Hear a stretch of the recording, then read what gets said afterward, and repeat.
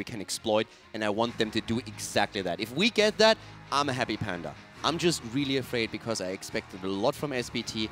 I didn't get any of that, and I hope that TheOne doesn't make the same mistake. So, if I get a 5-map series here right now, with TheOne bringing BlossoM to the limit, then I'm a happy panda. To be honest, though, I think if you compare this series to the previous one, both of those teams are a different caliber. Tempest obviously being the #1 spot from Korea, and SBT being the #1 spot from China. I think both of those teams are maybe going to face each other on a more narrow skill level. That's at least what we would like to see. And TheOne, they're a team that's pretty hard to predict, I guess, for BlossoM on the other side as well, because there's only so much data they could get, and this is a brand new team. It's the first international tournament for them to ever play. Yeah, this series is definitely way more open-ended compared to the series that we've seen before. This is the one that I come in today, and I say, all right, maybe this is a wild card. What would I do there? TheOne. That one was on accident, actually. When I do a pun, I mean to deliver it. That one was on accident. But regardless, I feel like this series can be... Gosh, now I have TheOne just stuck in my head. And I feel like I can't say this. Like, I don't want to trip up and have Kato point it out and give me that dumb smirk. And then Kendrick's like, what are they talking about? Like, that's not what I want to happen right now. I just want to go straight to the draft. By the way, Junkrat's banned. You're not overthinking this at all. Definitely not overthinking it. This is very, very different, though. First off, Maiev being open, Tyrael being open as well, Genji at the same time. TheOne is attempting to switch up the way that we are drafting this weekend. I mean, at this point, you have to just simply say, okay, I mean, I don't know if you can actually bait a Maiev, but that they simply said, okay, we're going to ban Junkrat, you're going to pick Maiev, and now I'm actually a bit surprised that we don't have a snap reaction by them, because if you let Maiev get through the draft, then I expect you to have an answer. Yeah. I mean, Genji Uther is still a pretty potent answer in most situations, and Junkrat has been causing a couple of issues, actually, for numerous teams all day long. But why don't you ban Tyrael here if you don't intend to go with him? Now you give Tyrael over to Maiev with a dive comp? Yeah. That seems a bit... risky? Odd? Crazy. Not the way we would go with the draft if we want to win. I'm going to say they have a different answer here. Okay. Well, BlossoM's still thinking about what they want to move into. There's no way that you let a Maiev through the draft when you don't have at least a game plan where you say, okay, we can beat this, we can deal with it. So with them going straight into an Uther and Genji composition, saying we ban Junkrat over Tyrael, maybe they want to outplay them, play a bit more for a macro style here as well. We could see Dihaka coming in, force that, playing a bit around the global. Here's Tyrael. Not coming as a surprise. I mean, that's expected. Well, that maybe is a little bit of a surprise here. We don't see the almost mandatory Malfurion being locked in immediately, but instead we see a good old friend of ours. It is the Rhaegar. And maybe I want to, you know, touch a little bit upon the Illidan potential that we have from TheOne. Hugo, it's his favorite hero by far. And if you think about the Maiev interaction, not only do they hate each other or love each other in the lore, but also Illidan could potentially evade all those tethers, all those Umbral binds quite well, and just stick to the Maiev when she thinks she's got the upper hand. Could be. Rhaegar is still the one hero where I look at and I'm quite asking myself why, especially since we still have Malfurion around, and we have seen a lot of Malfurion play here. And the one thing that immediately comes to mind is that BlossoM says, hey, this is a little bit fishy already with them giving us Maiev. Now they give us Tyrael too. Something's odd here. So I think from their point of view, they simply said, Uther's taken. Let's just make sure that we have a cleanse. Yeah, they want to have a safety net to follow up on. There's also the possibility they want to go multiple melee, where Rhaegar does excel in when it comes to being one of the best supports for helping there. And also, we could have that controlled Illidan that you were mentioning. Blaze comes out as a ban here for TheOne, keeping them away, allowing them to be a little bit on the aggressive side with that Genji. Garrosh being hovered here for BlossoM, and they're going to take him out right away. Yeah, and it remains to be seen whether TheOne wants to find one of those remedies that has worked in the past quite well against Maiev, the Johanna. One of the few tanks in the game that could potentially negate some of that CC potential from the Maiev. She could stick to her, she could actually lock her down, interrupt her maybe. Johanna not really necessarily one of the most successful warriors traditionally. I'm ready, by the way, for this now. I want to see a bit of that. The plan. Yeah, I want to see the plan. We're going full A team right now. I'm still sold on the double Arthas we got to see earlier in the tournament against a Maiev. It didn't pan out for the team that did play it, but still TheOne floating around here trying to decide on what they want to pick up is scaring me slightly. And as Calder said, they're taking their sweet time for this, either just to make sure to be 100% on the same page, or maybe they're all of a sudden quite unsure of where to go to with this draft, now that they've got themselves into a little bit of Maiev trouble. Let me ask you something. Am I, by the way, the only one that always hears "Let the bodies hit the floor" from TheOne with Jet Li, the movie, every single time I see their name on the No, I was thinking about making that joke, but I didn't know if that movie is like too niche. Yeah, like. I was thinking about that for like a day now, and I always thought about how can I weave it in, and at this point I was just like, am I maybe the only one who even has that funny, thought process? Though, because to me as well, it triggers a little bit of a connotation here, but it's always the Highlander movies, you know? Yeah, there can only be one.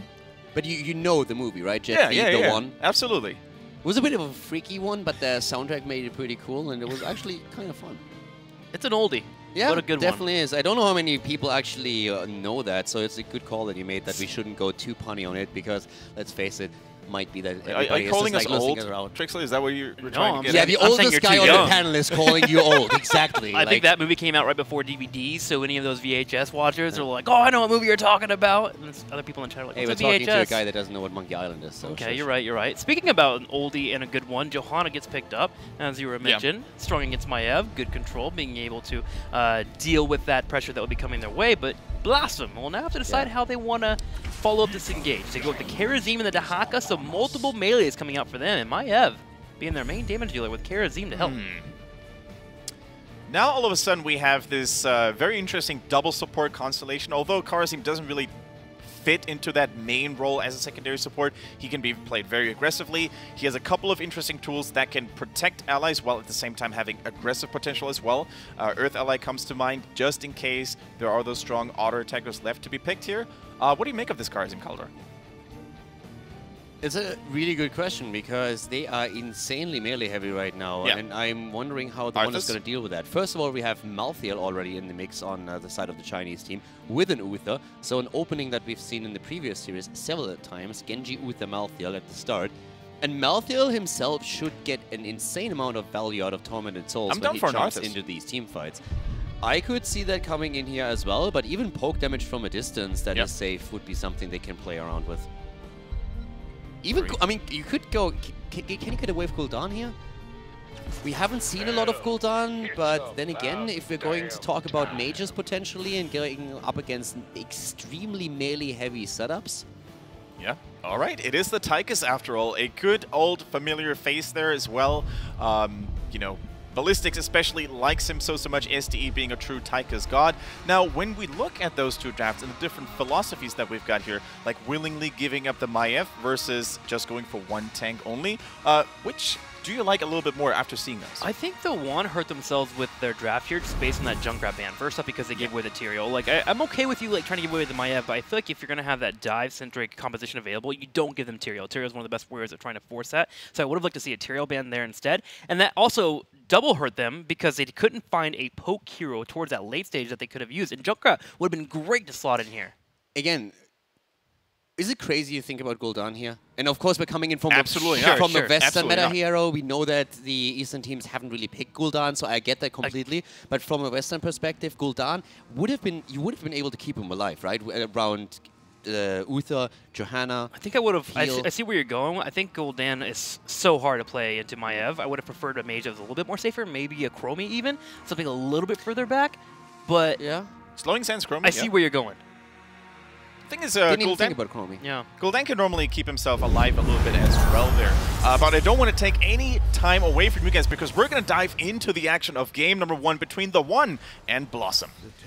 Yeah, and with this comp that we are having here, TheOne was incredibly confident that they could get away with giving up Maiev. So we're going to find out if BlossoM in this case is now saying, okay, thank you very much for the free win, or if TheOne has the answer with their composition here. And considering that they also run against a global, it's going to be a bit rough, I feel. And the thing about melee compositions, too, is typically in the early game, they're a tad bit stronger, being able to force the fights, find a target, and punch them down pretty quickly, especially with the Karazim being here. So BlossoM intends to have a strong opener here on Sky Temple. And again, you having a strong opener on Sky Temple usually puts you in a good spot heading to the mid-game.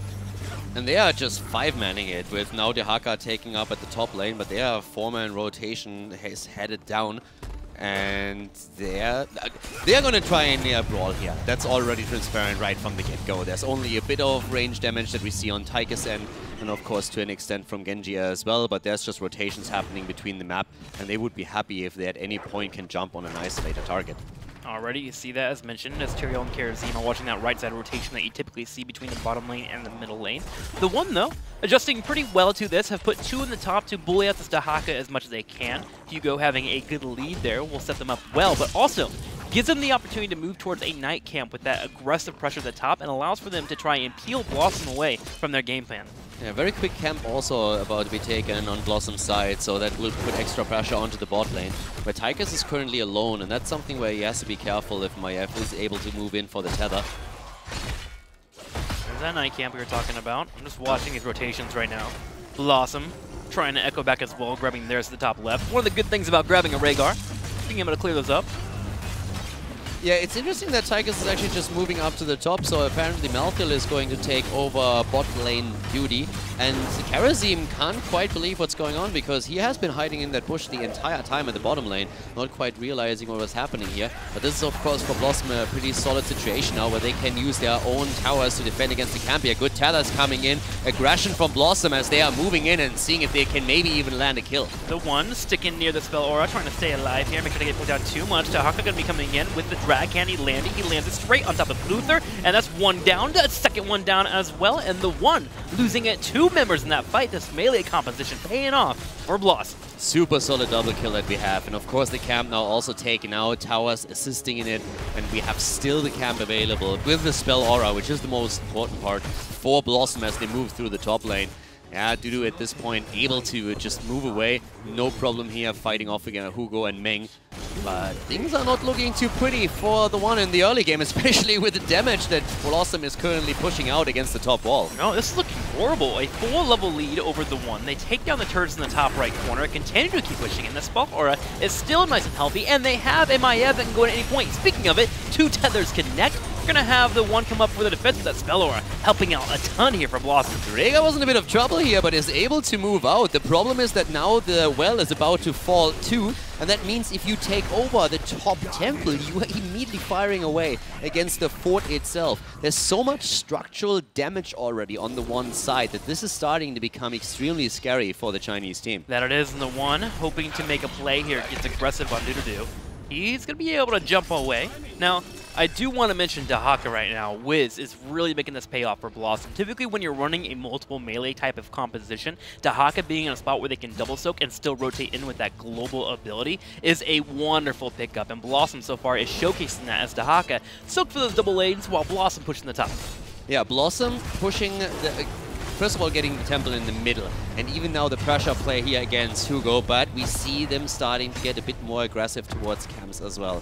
Once more, we have also at the top level 7 talents, by the way, already in the hands of BlossoM. The fort at the top is still in play for TheOne, but we have now a chase in the mid lane as they are attempting to go for Genji. And Meng on the top right will jump straight into a Kerosene that delivers a couple of punches to his face, but able to kite back towards Zara.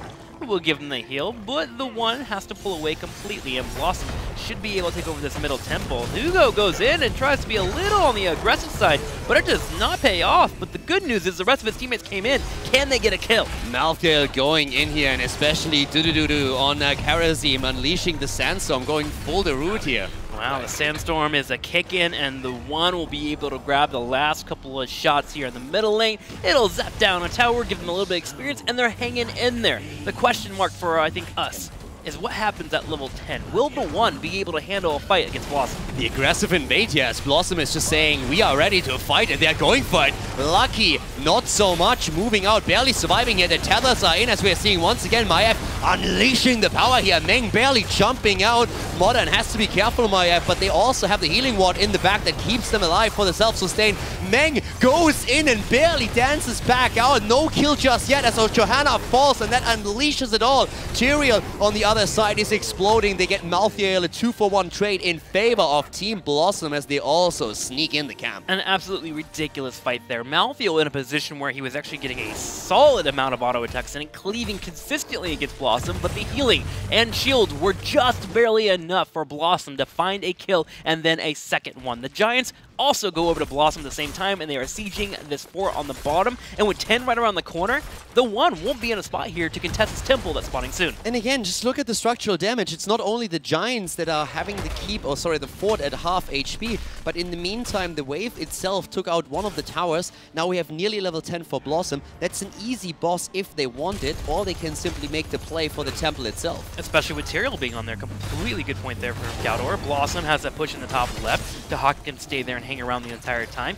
All signs point to yes here for BlossoM for a quick victory in game number 1, but TheOne, they're doing their best here to get to 10 and just try to hold their best. TheHawk also with the global now, even adding more power to that push through the night camp at the top lane. And already we have BlossoM sharking around the boss area. Now they have to be slightly cautious since TheOne is of course closing on level 10 abilities too. But we still have them with the opportunity to also pressure through the bot lane. It's options that we're talking about. BlossoM, they have many of them.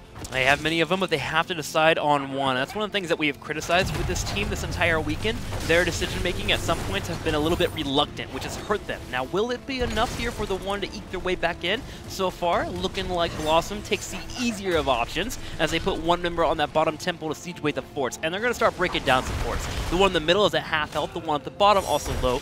So that means BlossoM can start to get a nice chunk of experience going their way. And they do exactly that. And of course, it's all about structures. And we have the fort falling at the bot lane. The one in the middle, as you said, is about to drop as well. And there's still TheHawk to be considered. He was put under a bit of pressure earlier since TheOne has taken their own night camp. But he's dealing with it as we speak and can always join the battle here if need be. But we have BlossoM spreading out onto 3 lanes and soaking the experience, just simply trying to out-macro the Chinese Yeah, teams. want to stay ahead. When you have a melee composition, you definitely want to make sure you do stay ahead. So we get the experience in the middle and TheHawk on the top. It's working on that 13. Woo. And with that spreading, TheOne not paying attention as BlossoM goes in for an engage in the middle, and they find a Malthael who's now dead for 20 seconds. Yeah, going in, and making sure that they get the quick 7-sided as the cage was already in. And that's another dead Malthael. And in terms of kills, 6 against 1, BlossoM is definitely playing their cards right. That Karazim really does have a catchy name. We should make that into a catchy song at some point. Yeah, I feel like it's a really good idea. I think that could become a bit of an esport thing. Yeah, it definitely could become a thing in the future. We'll have to back pocket that one as Lucky is taking some damage here from Doo as he moves in for the engage, looking to be a little aggressive there. I think I missed one. Whoops. 13 to 11 as BlossoM takes the lead, and they are in full control right now. TheOne still has yet to get a team fight, though. And there's still the boss around. So, as you said, the team fight, we haven't really seen one from TheOne yet. And if, on a serious note, I mean, maybe when they play with Tormented Souls and they get the Divine Shield off of a good moment, they have Odin sharking in from behind and just like firing away one barrage after another, there is some chance for them. But of course, in an ideal world, they would try to get the level 13 talent before they engage into any of those shenanigans. The thing is that what I really like about the Korean teams we've seen play so far is they are doing an exceptional job most of the time to run advantages and trying to pressure with them. And this is exactly what we're seeing. You have a talent advantage, you have camps at the bot lane, you're trying to pressure with them, at least a bit. And that's what they're doing now, as the rest of the team is still holding the flanks, making sure that nobody's moving in from behind and cutting off the path of retreat. Yeah, that's a good point. It's been Karazim that's been on the side that's been watching those flanks, and if he ever does get into a one-on-one, if a flank comes their way with having 7-sided strike, typically he can win out on that trade while his team rotates over to help out with the fight. So clever movement here by BlossoM and great setup for them as they anchor themselves. With a tempo activating in about 5 seconds, BlossoM will have a chance here to grab another tempo, but TheOne is about to hit level 13, and we've talked about it a couple of times. That's their chance to get a fight. And they should be trying to look for it now, because they're 1.5, nearly 2 levels behind now. So the hail on coming back into this game, the comeback potential lies in team fights. But they are trying to move to the top and claim the temple instead for now. Wiz already smelling this out, immediately moving back. So very smart and heads-up play that we saw from BlossoM here. They have to be careful, though. They can't put too many people on the top, where that boss play could happen here for BlossoM. And they did have 2 on the top, but Tychus rotates down. Here's a Warden's Gate as Modern goes in. He's stuck in a corner here as Johanna getting lower and lower. Finally does get picked off with Lucky picking out the Odin. They're going to attempt to fight back. Yeah, no reason to laugh anymore for Hehe as he goes down, and we have the rest of the team jumping into that backline as we see Genji all of a sudden trying to go in for the kill, but he gets stunned out and drops. Wow, Wiz with the good drag there, catching Genji mid-Dragon Blade to help secure the kill. Lucky barely gets away from the fight, but the fight is done. BlossoM can turn around and grab a boss, and they've already started it. Yeah, they're going straight for it. So snap decision-making on the side of the Koreans here. 3-level lead, the talent advantage on top of it. And in the meantime, the pressure at the bot lane already through the camp. There are still shots left on the 2 temples. So BlossoM can now make the play for the bottom keep if they want to. They can also spread out on the map, trying to work already towards level 20, make sure that they soak the experience. And they find Johanna in the mid lane. They find Johanna in the middle lane. She's able to get away thanks to that iron skin with Tahaka going on the top side as well as Gears in the south. Hugo! This is a 3-man gank. And wow. Yeah. The reason why that pays off is Hugo is by himself. Due to the fact that he sees 2 temples being grabbed, with Tahaka and Karazim on the bottom, assuming that the team is not going to be rotating towards him. And BlossoM, with the sneaky play, snags him away. Unlucky. Unlucky, indeed. One of my favorite things to say. Well, hey, at this point is still trying to defend here at the top. It's really a bit of a frustrating situation for them. The boss already eliminated the keep at the bot lane. Now we are seeing BlossoM with a 3-level lead up at the top. Here comes the tether, and BlossoM, they are looking for the fight here. Tahaka is not with them, but he could at any point just burrow in and try to get the drag against the backline. He doesn't even need to, though. BlossoM doing such a good job of poking, getting the one to respawn back with all 5 members in that top lane just to keep their keep alive, and that allows Tahaka to continue to keep running forward in the leading experience here. 17.5, almost level 18. Every time any type of mercenary camp pops up, BlossoM beeline straight forward, and they're grabbing the giants on the opposing side. They're pinning the map blue at this point, and for TheOne, the name of the game is soaking experience, attempting to get level 16. That would give them a fighting chance for team fights, because so far they haven't really gotten the setups that they were hoping for. And we have asked the question during the draft, what's the answer for MyF? And the current answer has to be they don't have one.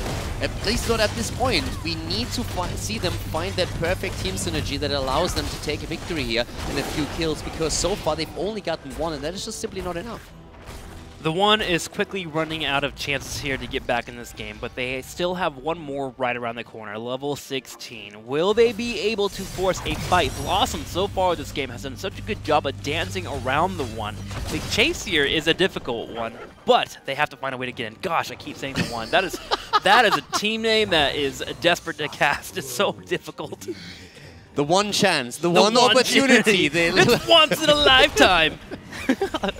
Oh my. Well, the BlossoM might just try to give a fight over to TheOne. They have a spell aura push in the top line, a massive push moving on in. TheOne turns around, starts to fight. They're trying to at least get Odin pop. Yeah, and there goes the cage on the other hand, and immediately we have also Sanctification being used, and Tychus is down. Lucky, a bit unlucky in this situation, as we have the second kill tinkering in. It's a triple, it's a quad, and it's a team wipe as we see BlossoM annihilate TheOne and starting to march straight towards the core, making sure that game number 1 ends up in the hands of the Korean team BlossoM with the lead in the series. Control in the early game, complete control in the mid game, and complete control over the macro. BlossoM is able to take this game here.